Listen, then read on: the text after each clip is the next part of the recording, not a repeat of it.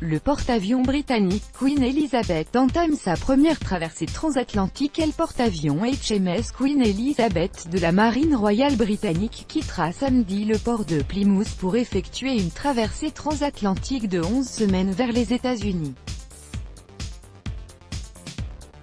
Le 18 août, le porte-avions britannique HMS Queen Elizabeth débute sa traversée de l'océan Atlantique vers les États-Unis, annonce le ministère de la Défense du Royaume-Uni.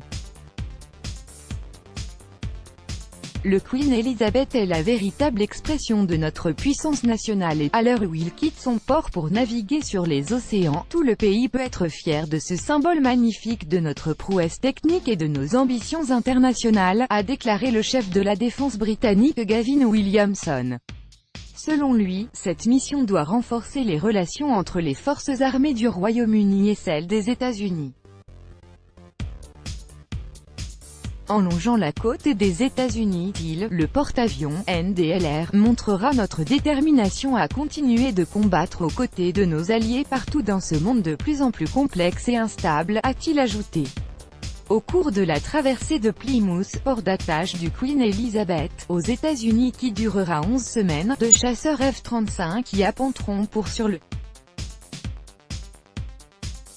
Il est prévu qu'en tout 500 décollages et appontages aient lieu. Le HMS Queen Elizabeth, qui aura coûté 3 milliards de livres sterling, soit 3,35 milliards d'euros, est le plus grand navire militaire construit au Royaume-Uni. Il a été mis à l'eau en 2014.